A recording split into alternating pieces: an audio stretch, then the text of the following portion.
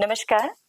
Ayush next communication network के दर्शकों का ITRA जामनगर द्वारा संकल्पित इस विशेष सीरीज में मैं दीपा राठौर योग एक्सपर्ट हार्दिक स्वागत करती हूँ। साथियों, जैसा कि आप जानते हैं, इस सीरीज में हम शरीर के अलग अलग तंत्रों की स्वस्थता के लिए कॉमन योग प्रोटोकॉल पर आधारित योग अभ्यास क्रम को आपके समक्ष प्रस्तुत कर रहे हैं। जरा सोचिए, आपने स्वादिष्ट भोजन किया, पर अगर आपका पाचन तंत्र सही ढंग से काम ना करे तो क्या होगा?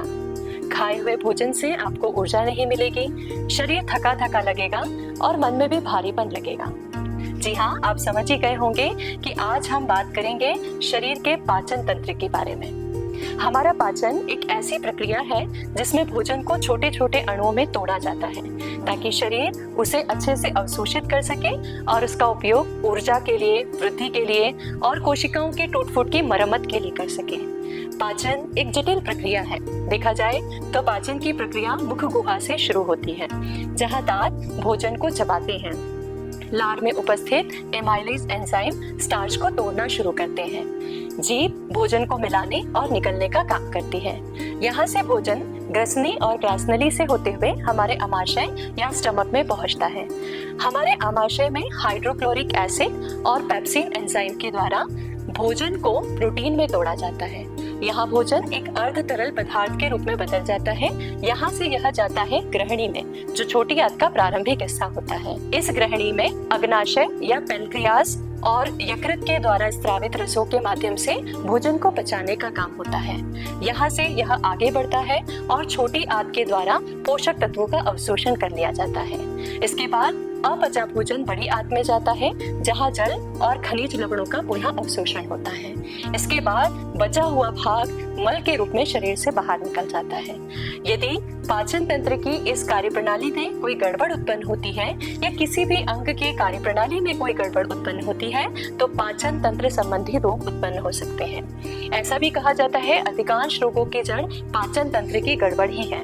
तो चलिए जानते हैं आज के इस विशेष तंत्र यानी पाचन तंत्र की स्वस्थता के लिए कॉमन योग प्रोटोकॉल पर आधारित अभ्यासक्रम को।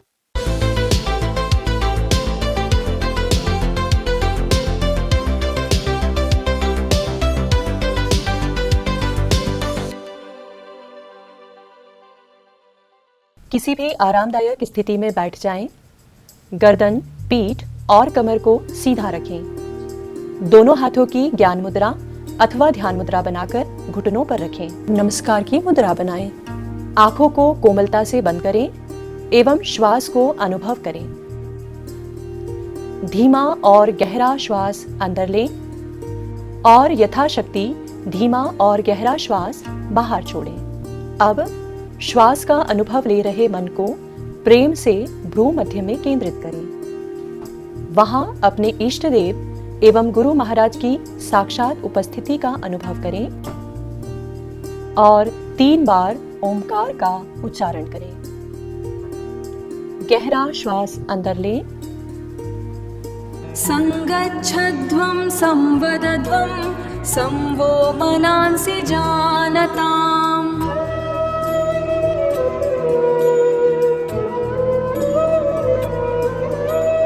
देवाभगं यथा पूर्वे संजानाना उपासते।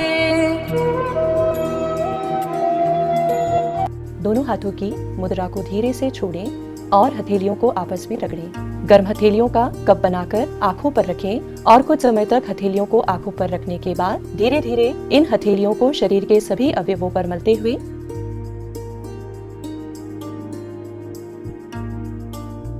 हाथों को नीचे ले आएं। कोमलता से आंखों को खोलें और इस भौतिक दुनिया में वापस आएं। ताड़ आसन। इस आसन की अंतिम स्थिति में शरीर की आकृति ताड़ के वृक्ष के समान होने के कारण इसे ताड़ आसन कहा जाता है।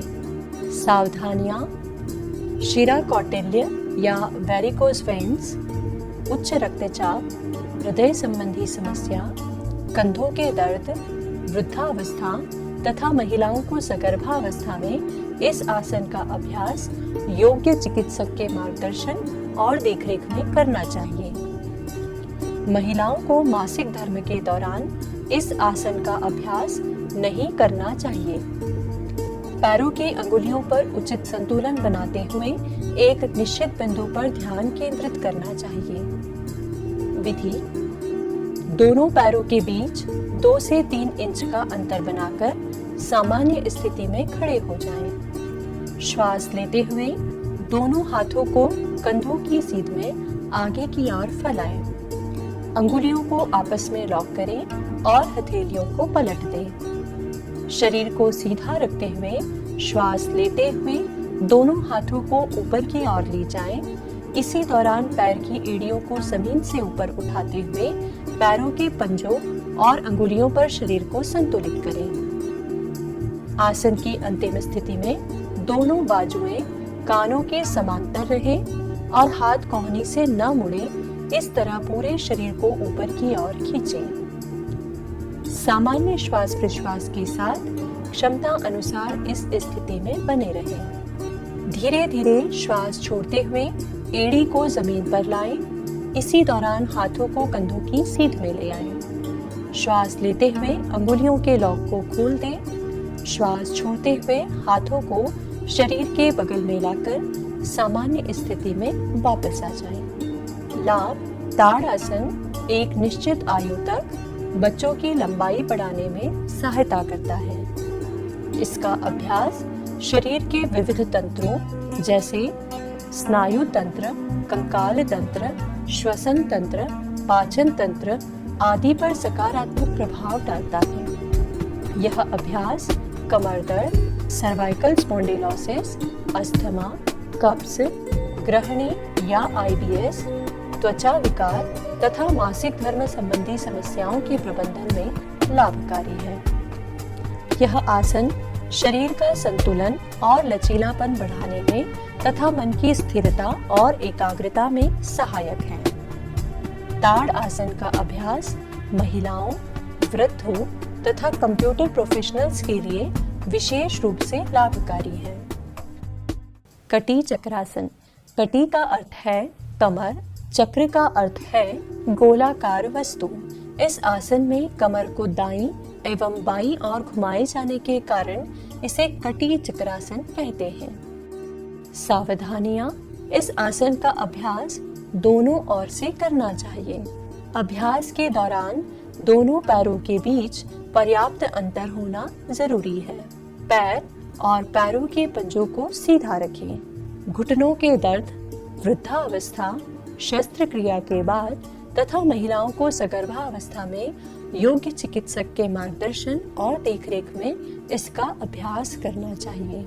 महिलाओं को मासिक धर्म के दौरान इस आसन का अभ्यास नहीं करना चाहिए। विधि: पैरों के बीच लगभग कंधों की चौड़ाई के बराबर अंतर रखते हुए सीधा खड़े हो जाएं। श्वास लेते हुए दोनों हाथों को सामने कंधों की सीध में एक दूसरे के समान अंतर रखते हुए ऊपर उठाएं। श्वास छोड़ते हुए शरीर को दाईं ओर घुमाएं। श्वास लेते हुए हाथों को सामने की ओर लाते हुए शरीर को सीधा करें। श्वास छोड़ते हुए शरीर को बाईं ओर घुमाएं। पुनः श्वास लेते हुए शरीर को सीधा करें। श्वास छोड़ते हुए हाथों को नीचे ले आएं और विश्राम करें।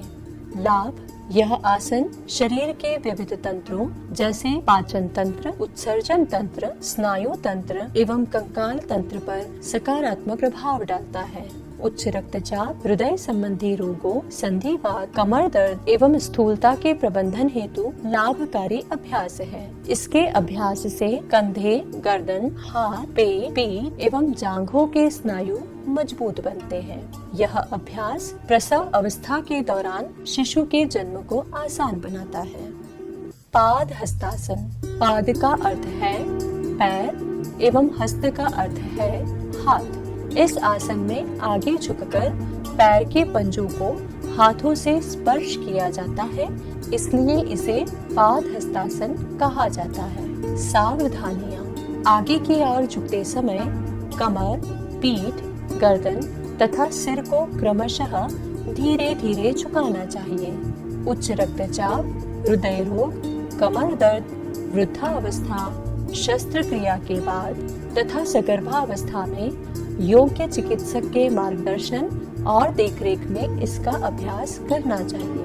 महिलाओं को मासिक धर्म के दौरान इस आसन का अभ्यास नहीं करना चाहिए।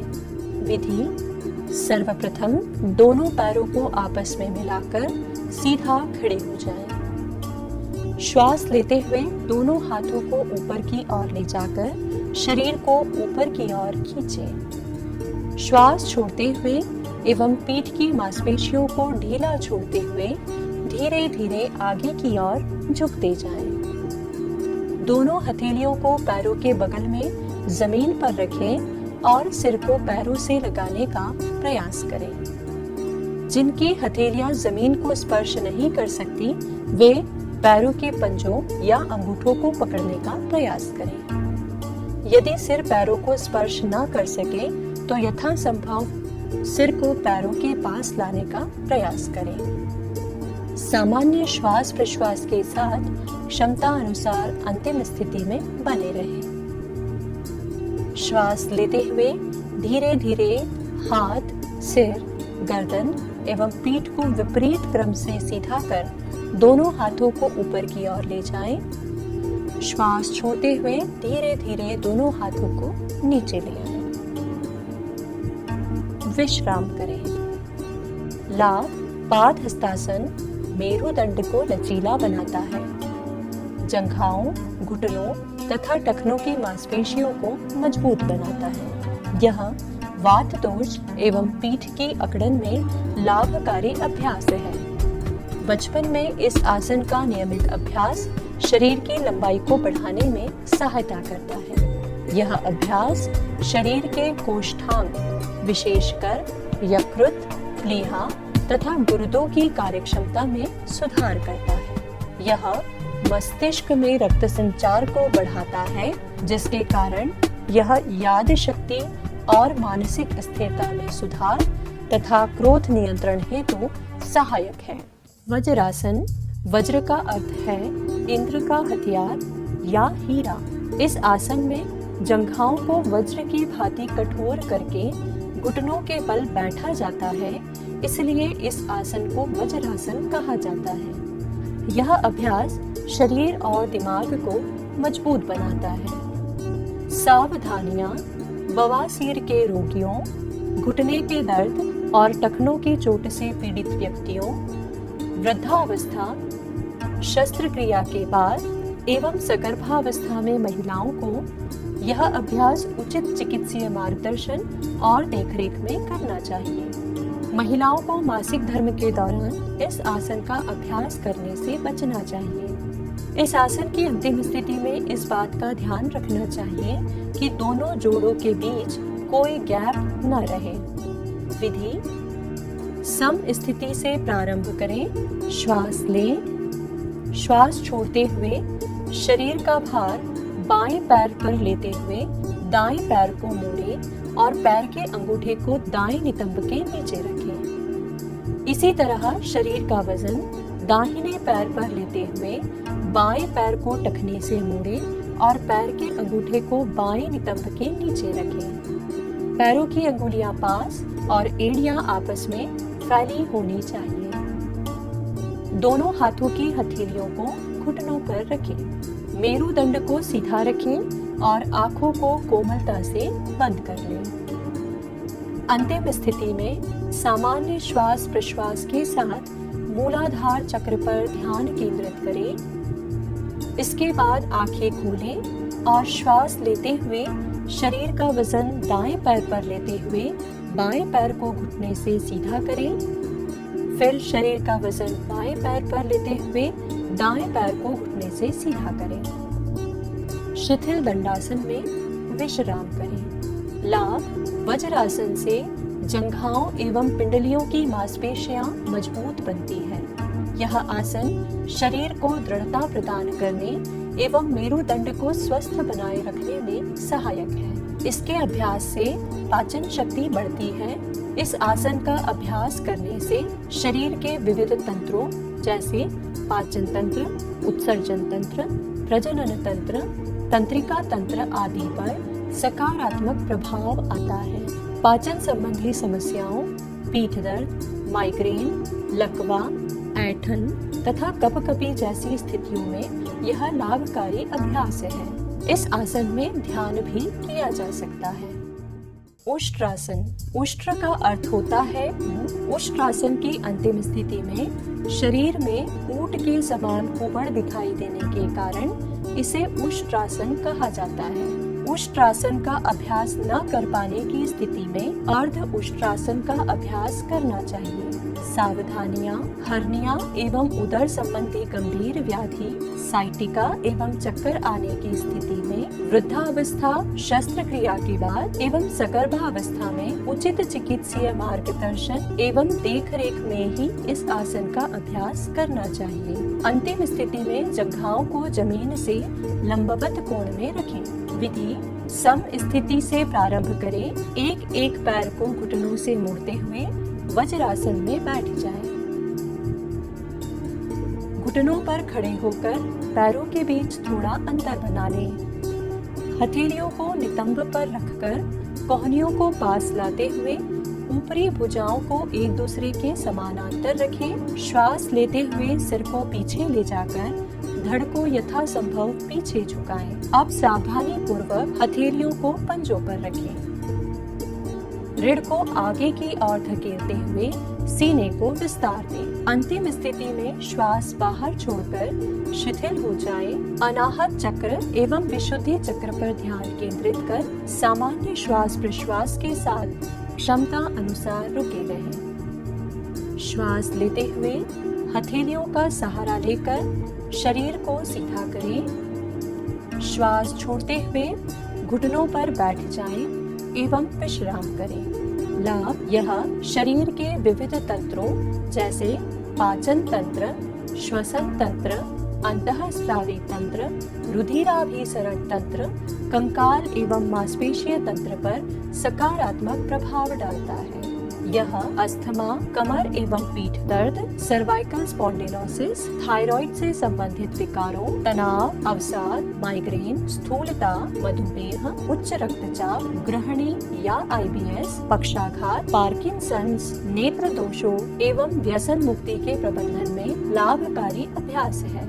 उष्ट्रासन का अभ्यास हृदय रोगियों के लिए अत्यंत लाभदायक है, किंतु इसका अभ्यास सावधानी पूर्वक किया जाना चाहिए। यह कंधों, पीठ एवं टखनों की जकड़न को दूर करता है तथा फेफड़ों की क्षमता में वृद्धि करता है। इसका अभ्यास चेहरे की कांति में वृद्धि करता है।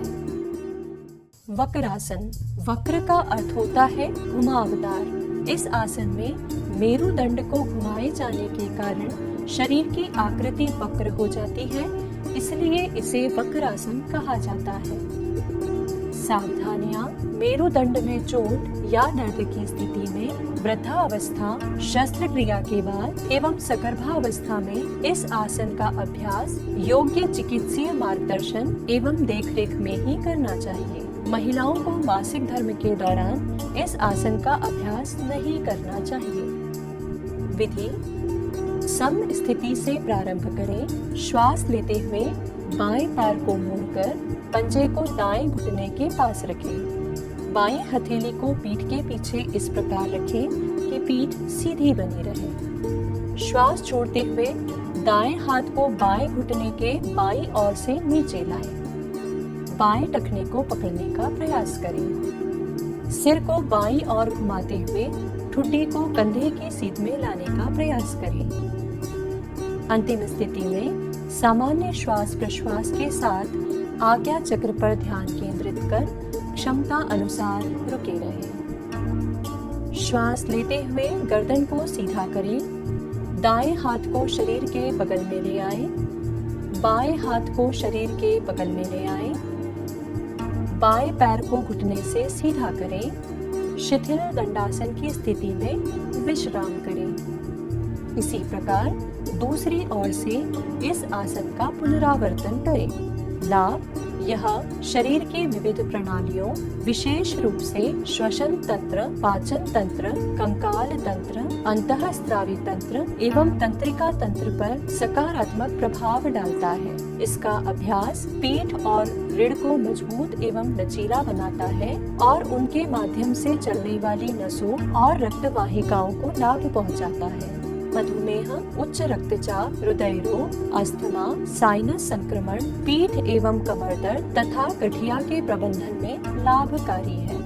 यह कब्ज और लीवर की कमजोरी से राहत दिलाता है। यदि इस आसन का अभ्यास बचपन से किया जाए तो बुढ़ापा देरी से आता है। इसके अभ्यास से पेट कम होता है, पित्ताशय, अग्नाशय और गुर्दों की कार्यक्षमता में वृद्धि होती है। मकर आसन। मकर का अर्थ होता है मगरमच्छ या घड़ियाल। इस आसन में शरीर की स्थिति आराम करते हुए मगरमच्छ की आकृति के समान हो जाती है, इसलिए इसे मकर आसन कहा जाता है। सावधानियां: हृदय रोग, मोटापा, वायु विकार और निम्न रक्तचाप, हाइपरसोमनिया, वृद्धावस्था, सर्जरी के बाद तथा गर्भावस्था में उचित चिकित्सीय मार्गदर्शन और देखरेख में इस आसन का अभ्यास किया जाना चाहिए। महिलाओं को मासिक धर्म के दौरान इस आसन का अभ्यास करने से बचना चाहिए। विधि: पेट के बल लेट जाएं,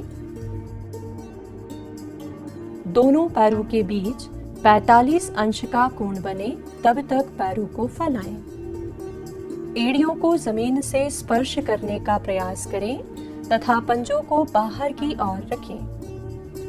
दाएं हाथ को कोहनी से मोड़ते हुए बाएं कंधे को पकड़ें। बाएं हाथ को कोहनी से मोड़ते हुए दाएं कंधे को पकड़ें। सिर को हाथों के बीच में रखें। आंखों को बंद कर लें और पूरे शरीर को शिथिल छोड़ें।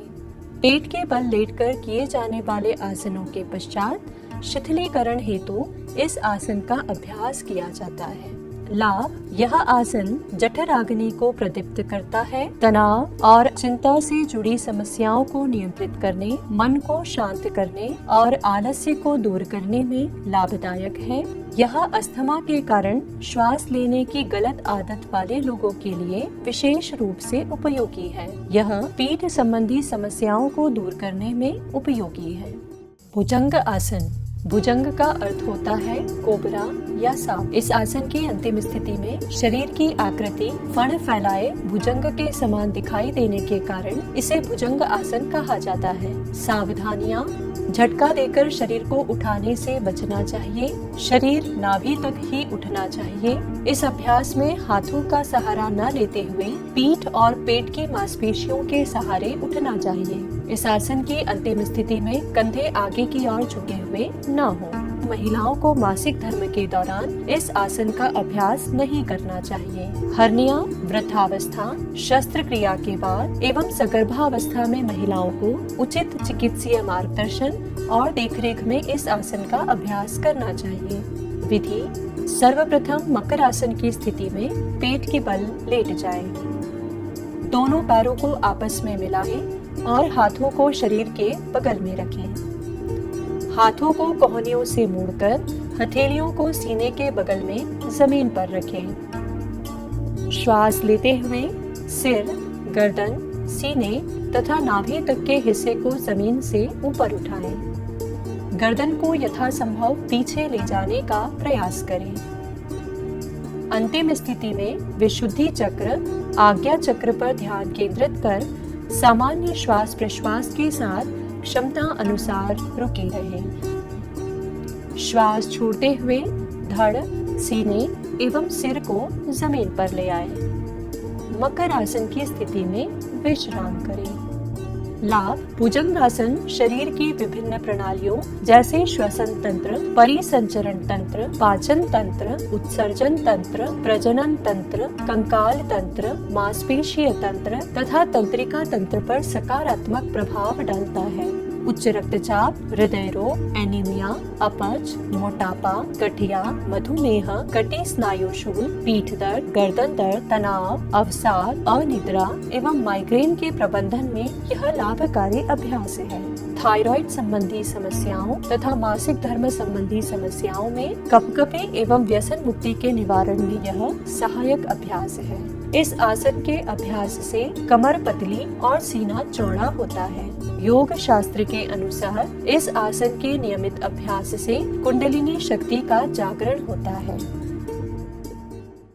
शलभ आसन। शलभ का अर्थ होता है टिड्डा। इस आसन की अंतिम स्थिति में शरीर की आकृति टिड्डे के समान दिखाई देने के कारण इसे शलभ आसन कहा जाता है। जो लोग दोनों पैर एक साथ नहीं उठा सकते, उन्हें सरल शलभासन का अभ्यास करना चाहिए। सावधानियां। आसन से लौटते समय पैरों को आराम से नीचे लाना चाहिए। इस आसन में अपने पैरों को घुटनों से सीधा रखें। उच्च रक्तचाप, हृदय रोग, ऑस्टियोपोरोसिस, वृद्धावस्था, सर्जरी के बाद तथा सकर्भावस्था में महिलाओं को उचित चिकित्सीय मार्गदर्शन और देखरेख में इस आसन का अभ्यास करना चाहिए।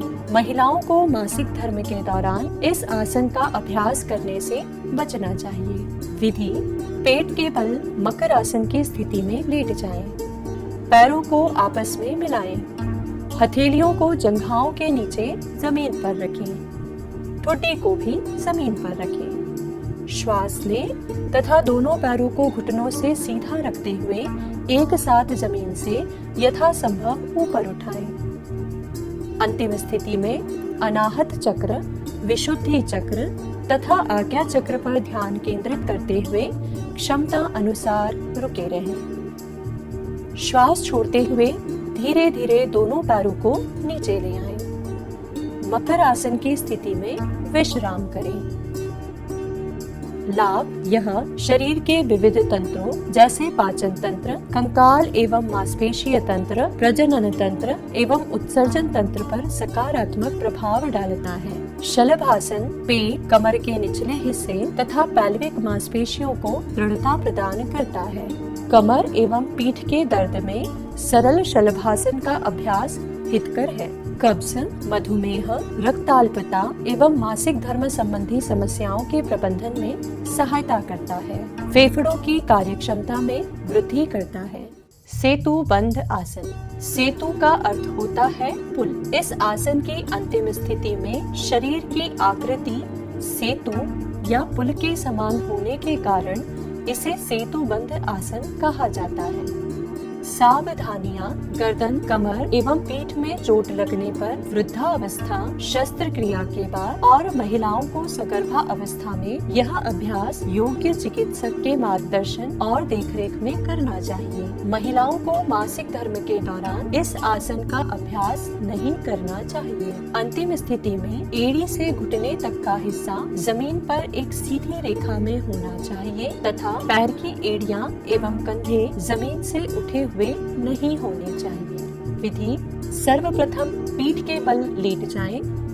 दोनों पैरों को आपस में मिलाएं। हथेलियों को जमीन की ओर रखते हुए दोनों हाथों को शरीर के बगल में रखें। श्वास लेते हुए दोनों पैरों को घुटनों से मोड़कर एड़ियों को नितंब के पास लाएं। श्वास छोड़ते हुए पैरों के पंजों के बीच थोड़ा अंतर रखते हुए हाथों से टखनों को पकड़ने का प्रयास करें। टखने न पकड़ पाने की स्थिति में हथेलियों को यथासंभव टखने के करीब रखते हुए हथेलियों को जमीन पर रखें। श्वास लेते हुए गर्दन, नितंब एवं पीठ को जमीन से यथासंभव ऊपर की ओर उठाएं। घुटने से कमर तक का भाग जमीन के समानांतर रखें। इस आसन की अंतिम स्थिति में सामान्य श्वास प्रश्वास के साथ विशुद्धि चक्र पर ध्यान केंद्रित करें एवं क्षमता अनुसार रुके रहें। श्वास छोड़ते हुए धीरे धीरे नितंब एवं पीठ को जमीन पर ले आएं। पैरों को घुटनों से सीधा कर सामने की ओर फैलाएं। शव आसन की स्थिति में विश्राम करें। लाभ: यह आसन शरीर के विविध तंत्रों जैसे तंत्रिका तंत्र, स्नायु तंत्र, कंकाल तंत्र, प्रजनन तंत्र एवं उत्सर्जन तंत्र पर सकारात्मक प्रभाव डालता है। यह खून की कमी, स्थूलता या मोटापा, पीठ दर्द, तनाव, अवसाद एवं अनिद्रा के प्रबंधन में लाभकारी है। इसके अभ्यास से मेरुदंड लचीला बनता है। इसके नियमित अभ्यास से फेफड़ों की क्षमता में वृद्धि होती है। यह आसन किशोरों एवं महिलाओं के लिए विशेष रूप से लाभकारी है। अर्ध हलासन। इस आसन की पूर्ण स्थिति में शरीर की आकृति हल के समान दिखाई देने के कारण इसे हलासन कहा जाता है। सरल अभ्यास में पूर्ण स्थिति न होने के कारण इसे अर्ध हलासन कहते हैं। सावधानियां: उदर में चोट, हर्निया, पीठ दर्द, वृद्धावस्था, शस्त्रक्रिया के बाद और महिलाओं को सगर्भा अवस्था में यह अभ्यास योग्य चिकित्सक के मार्गदर्शन और देखरेख में करना चाहिए। महिलाओं को मासिक धर्म के दौरान इस आसन का अभ्यास नहीं करना चाहिए। आसन की अंतिम स्थिति में अथवा पैरों को नीचे लाते समय कंधे और गर्दन जमीन से उठने नहीं चाहिए। पैरों को नीचे लाते समय झटके से एड़ियों को जमीन पर लाने से बचना चाहिए। इस अभ्यास के दौरान दोनों पैर घुटने से सीधे रहने चाहिए। विधि: सर्वप्रथम पीठ के बल लेट जाएं। पैरों को आपस में मिलाएं। दोनों हथेलियों को शरीर के बगल में रखें। श्वास लेते हुए पैरों को सीधा रखते हुए ऊपर की ओर 90 डिग्री के कोण तक उठाएं। इस स्थिति में गर्दन, कमर और कंधे जमीन पर शिथिल स्थिति में हो। आसन की अंतिम स्थिति में सामान्य श्वास प्रश्वास के साथ मणिपुर चक्र पर ध्यान केंद्रित करते हुए क्षमता अनुसार रुके रहें। श्वास छोड़ते हुए धीरे धीरे पैरों को नीचे ले आएं। शव आसन की स्थिति में विश्राम करें। लाभ: यह आसन शरीर के विविध तंत्रों जैसे श्वसन तंत्र, पाचन तंत्र, स्नायु तंत्र, कंकाल तंत्र एवं तंत्रिका तंत्र पर सकारात्मक प्रभाव डालता है। यह साइनोसाइटिस, मधुमेह, आंतों की सूजन एवं पीठ दर्द के प्रबंधन में लाभकारी है। उच्च रक्तचाप एवं हृदय रोगों से बचाव में सहायक है। इस आसन का नियमित अभ्यास गर्भपात की आशंका को कम करता है। यह अभ्यास पैरों की सूजन को कम करता है और शिरा कौटिल्य या वेरिकोज वेन्स से छुटकारा दिलाता है।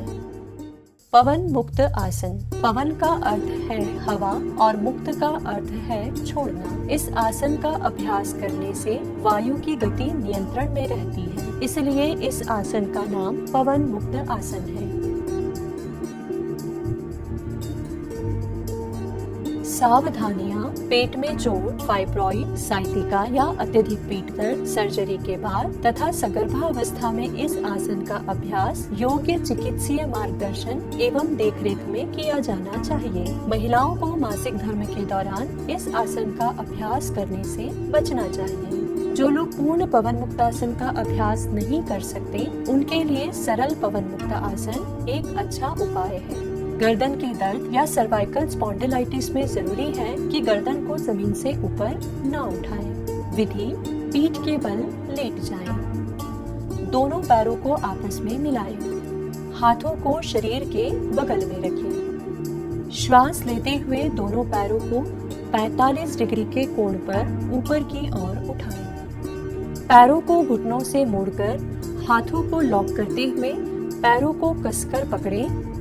श्वास छोड़ते हुए घुटने को सीने से लगाएं। अब सिर और कंधों को ऊपर की ओर उठाकर ठुड्डी को घुटनों के बीच लगाने का प्रयास करें। अंतिम स्थिति में सामान्य श्वास प्रश्वास के साथ क्रमशः स्वाधिष्ठान चक्र, मणिपुर चक्र, अनाहत चक्र पर ध्यान केंद्रित करें और क्षमता अनुसार रुके रहें। श्वास लेते हुए सिर को नीचे लाएं। हाथों का लॉक खोलकर शरीर के बगल में रखें। पैरों को घुटनों से सीधा करें। धीरे धीरे नीचे ले आएं। शव आसन की स्थिति में विश्राम करें। लाभ, यह आसन शरीर के विभिन्न तंत्रों जैसे पाचन तंत्र, रुधिराभिसरण तंत्र, उत्सर्जन तंत्र, प्रजनन तंत्र, कंकाल तंत्र, स्नायु तंत्र तथा तंत्रिका तंत्र पर सकारात्मक प्रभाव डालता है। यह खून की कमी, हृदय रोग, मधुमेह, पीठ दर्द, पक्षाघात, मनोभ्रंश, अवसाद तथा माइग्रेन के प्रबंधन में सहायक अभ्यास है। मिर्गी, कपकपी, थायराइड संबंधी विकार, त्वचा रोग, मल्टीपल स्क्लेरोसिस, तनाव जैसी बीमारियों में फायदेमंद तथा नशा मुक्ति में मददगार है। पवन मुक्तासन का अभ्यास करने से पेट में वायु विकार शांत होता है। इसके अभ्यास से पेट की चर्बी कम होती है। कपाल भाती, कपाल का अर्थ होता है ललाट एवं भाती का अर्थ होता है चमक। यह अभ्यास ललाट प्रदेश को चमकदार या कांतिमय बनाता है, इसलिए इसे कपाल भाती कहा जाता है। सावधानियां, हृदय संबंधी रोगों, चक्कर आने, मिर्गी, hernia, gastric ulcer, migraine, stroke एवं नाक से खून निकलने जैसी समस्याओं में कपाल भाती का अभ्यास करने से बचना चाहिए। सगर्भा अवस्था एवं मासिक धर्म के दौरान महिलाओं को कपाल भाती का अभ्यास नहीं करना चाहिए। विधि, सुखासन अथवा किसी भी ध्यानात्मक आसन की स्थिति में बैठ जाएं। शरीर को सीधा एवं शिथिल रखें। दोनों हाथों को घुटनों पर ज्ञान मुद्रा में रखें। आंखों को कोमलता से बंद कर लें। दोनों नासारंध्र से लंबा श्वास लें। तीव्र वेग से श्वास बाहर छोड़ते हुए पेट को अंदर खींचें। इस प्रकार क्षमता अनुसार कुछ आवृत्तियों तक सक्रिय रूप से वेग पूर्वक श्वास बाहर छोड़ें, निष्क्रिय रूप से श्वास लें। क्षमता अनुसार अभ्यास करने के पश्चात रुक जाएं। इस क्रिया को दोहराएं। लाभ, कपाल भाती का अभ्यास कपाल को शुद्ध करता है और कफ विकारों को दूर करता है। इसके अभ्यास से चेहरा कांतिमय बनता है। इसका अभ्यास श्वसन तंत्र, तंत्रिका तंत्र एवं पाचन तंत्र की कार्यक्षमता में सुधार लाता है। यह अभ्यास कब्ज, जुकाम, साइनोसाइटिस, अस्थमा एवं श्वास नली संबंधी संक्रमणों के प्रबंधन में लाभकारी है। इसके अभ्यास से यकृत एवं प्लीहा बलशाली बनते हैं और पेट की मांसपेशियां मजबूत होती हैं।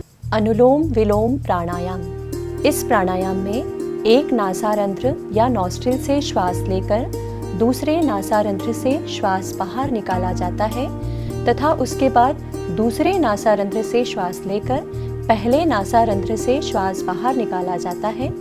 इस प्रकार चंद्र नाड़ी और सूर्य नाड़ी का क्रमिक चलन होने के कारण इसे अनुलोम विलोम कहा जाता है। सावधानियां, इस अभ्यास के दौरान सिर, गर्दन और कमर को एक सीधी रेखा में रखें। जब एक नासारंध्र से श्वास लें या छोड़ें, तब दूसरे नासारंध्र को अच्छी तरह बंद रखें। नासारंध्र को बंद करते समय उन्हें इतना न दबाएं कि नाक की स्थिति टेढ़ी हो जाए। बिना बल लगाए श्वास लें या छोड़ें और इस दौरान किसी प्रकार की आवाज न करें। क्षमता के अनुसार ही श्वास लें और प्रश्वास छोड़ें। इस प्राणायाम का अभ्यास करते समय मन में सात्विक भाव का होना अधिक लाभप्रद होता है। शस्त्रक्रिया के बाद तथा महिलाओं को मासिक धर्म के दौरान इस प्राणायाम का अभ्यास योग्य चिकित्सक के मार्गदर्शन और देखरेख में करना चाहिए। विधि, सुखासन अथवा किसी भी ध्यानात्मक आसन की स्थिति में बैठ जाएं। आंखों को कोमलता से बंद करें। बाएं हाथ की अंगुलियों से ज्ञान मुद्रा बनाकर बाएं घुटने पर रखें। दाएं हाथ की नासिकाग्र मुद्रा अथवा विष्णु मुद्रा बनाएं। दाएं अंगूठे से दाएं नासारंध्र को बंद कर बाएं नासारंध्र से धीरे धीरे श्वास लें। पूरी क्षमता के अनुसार श्वास लेने के बाद अनामिका और कनिष्ठिका यानी अंतिम 2 अंगुलियों से बाएं नासारंध्र को बंद करें और दाएं नासारंध्र से धीरे धीरे श्वास बाहर निकालें। अब दाएं नासारंध्र से धीरे धीरे श्वास लें, फिर इसे अंगूठे से बंद करें एवं अंगुलियों को हटाकर बाएं नासारंध्र से श्वास बाहर निकालें। यह इस प्राणायाम का एक चक्र है। अभ्यास मजबूत होने पर कुंभक के साथ इस प्राणायाम का अभ्यास किया जा सकता है।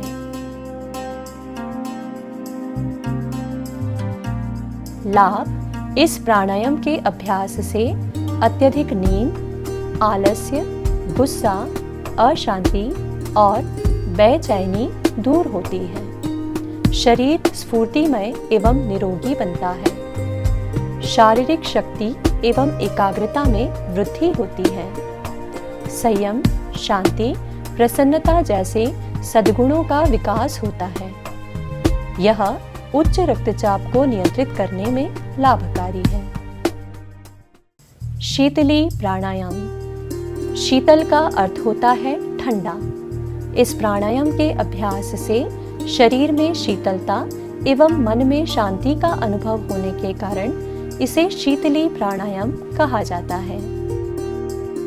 सावधानियां: सर्दी, खांसी, शस्त्रक्रिया के बाद महिलाओं को मासिक धर्म के दौरान और टॉन्सिलाइटिस जैसी समस्याओं में इस प्राणायाम का अभ्यास उचित चिकित्सीय मार्गदर्शन और देखरेख में करना चाहिए। इस प्राणायाम को अत्यधिक ठंड के समय, सुबह और ठंडे क्षेत्रों में सावधानी पूर्वक करना चाहिए। विधि: सुखासन अथवा किसी भी ध्यानात्मक आसन की स्थिति में बैठ जाएं। शरीर को सीधा एवं शिथिल रखें। हाथों को घुटनों पर ज्ञान मुद्रा में रखें। आंखों को कोमलता से बंद कर लें। जीभ को बाहर निकालें और दोनों किनारों से मुड़ते हुए कौवे की चोंच के समान नली जैसी आकृति बनाएं और जीभ के माध्यम से श्वास अंदर लें। जीभ को अंदर लेकर मुंह बंद करें और नाक से धीरे धीरे श्वास बाहर निकालें। यह इस प्राणायाम का एक चक्र है। लाभ: इस प्राणायाम के अभ्यास से शीतलता, शांति एवं मानसिक स्थिरता की प्राप्ति होती है। यह उच्च रक्तचाप के प्रबंधन में लाभदायक है। यह प्राणायाम रक्त को शुद्ध करता है। इसके नियमित अभ्यास से चेहरे की कांति बढ़ती है। यह भूख, प्यास और नींद पर नियंत्रण बढ़ाता है। यह त्वचा एवं नेत्रों के लिए लाभकारी है। यह ज्वर, अपच, बदहजमी, तिल्ली रोग तथा पित्त से उत्पन्न विकारों को दूर करने में सहायक है। भ्रामरी प्राणायाम। भ्रमर का अर्थ होता है भंवरा। इस प्राणायाम में भंवरे के समान गुंजन होने के कारण इसे भ्रामरी प्राणायाम कहा जाता है। सावधानियां: नाक एवं कान में किसी प्रकार का संक्रमण होने या टॉन्सिलाइटिस की स्थिति में भ्रामरी प्राणायाम का अभ्यास उचित चिकित्सीय मार्गदर्शन एवं देखरेख में करना चाहिए। षण्मुखी मुद्रा में इस प्राणायाम का अभ्यास करते समय कोहनियों को यथासंभव बाहर की ओर खींचकर रखें तथा अंगुलियों को अत्यधिक न दबाएं। शस्त्रक्रिया के बाद तथा महिलाओं को मासिक धर्म के दौरान इस प्राणायाम का अभ्यास उचित चिकित्सीय मार्गदर्शन और देखरेख में करना चाहिए। विधि: सुखासन अथवा किसी भी ध्यानात्मक आसन की स्थिति में बैठ जाएं। शरीर को सीधा एवं शिथिल रखें। हाथों को ज्ञान मुद्रा में रखें। आंखों को कोमलता से बंद कर लें। षण्मुखी मुद्रा बनाएं, अर्थात तर्जनी को आंखों पर, मध्यमा को नाक पर, अनामिका को नाक एवं ऊपरी होठ के बीच तथा कनिष्ठिका को निचले होठ के नीचे रखकर अंगूठों से कान को बंद करें। लंबी और गहरी श्वास लें। धीरे धीरे श्वास छोड़ते हुए भंवरे की तरह गुंजन करें और मस्तिष्क में इस ध्वनि का अनुभव करें।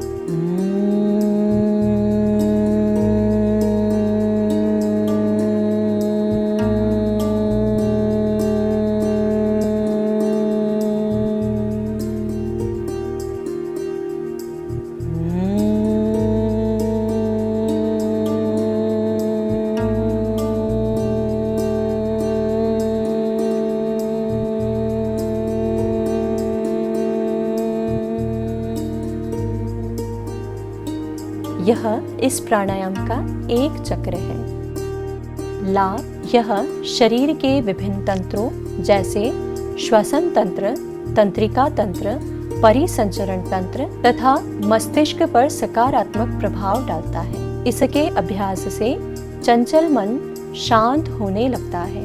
यह एकाग्रता और स्मरण शक्ति को बढ़ाने में सहायक है।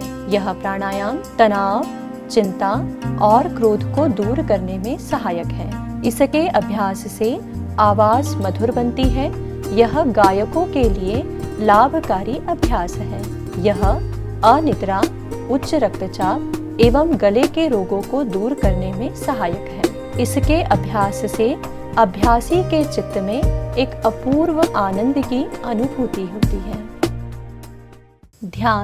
ध्यान शब्द की उत्पत्ति ध्येय धातु से हुई है, जिसका अर्थ है चिंतन या मनन करना। अष्टांग योग के अंतर्गत ध्यान 7वां अंग है। सावधानियां, लंबे समय तक एक ही स्थिति में बैठे रहने के कारण जो लोग पैर या पीठ दर्द से पीड़ित हैं, उन्हें उचित चिकित्सीय मार्गदर्शन और देखरेख में ध्यान का अभ्यास करना चाहिए। विधि, सर्वप्रथम सुखासन अथवा किसी भी ध्यानात्मक आसन में बैठ जाएं। आंखों को कोमलता से बंद कर लें। शरीर को सीधा रखें परंतु शिथिल छोड़ दें। हाथों को घुटनों पर ज्ञान मुद्रा या ध्यान मुद्रा में रखें। धीरे धीरे लंबी और गहरी श्वास लें। लंबी गहरी श्वास बाहर छोड़ें। अपने शरीर के प्रत्येक भाग पर ध्यान लगाते हुए उसे शिथिल छोड़ते जाएं।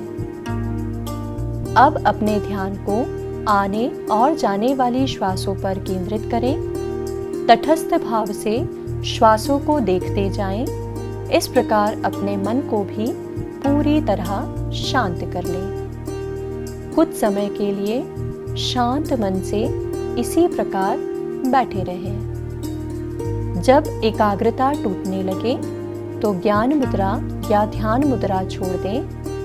दोनों हथेलियों को आपस में रगड़ें। इन गर्म हथेलियों को कुछ समय के लिए बंद आंखों पर लगाएं और फिर इन हथेलियों को शरीर के सभी अवयवों पर मलते हुए हाथों को नीचे ले आएं। कोमलता से आंखों को खोल लें और पुनः इस भौतिक संसार में लौट आएं। लाभ, ध्यान योगाभ्यास का सबसे महत्वपूर्ण घटक है। यह हमें आत्म अनुभूति की ओर ले जाता है। यह अभ्यासकर्ता को नकारात्मक भावनाओं से दूर रखता है। भय, क्रोध, डिप्रेशन, चिंता दूर करता है और सकारात्मक भावनाएं विकसित करने में सहायता करता है। यह मस्तिष्क को शांत और निश्चल रखता है। एकाग्रता, स्मृति, विचारों की स्पष्टता और मनोबल को बढ़ाता है। यह पूरे शरीर और मस्तिष्क को पर्याप्त आराम देते हुए उन्हें तरोताजा बनाता है। सर्वे भवन्तु सुखिनः, सर्वे सन्तु निरामयाः, सर्वे भद्राणि पश्यन्तु, मा कश्चित् दुःखभाग् भवेत्।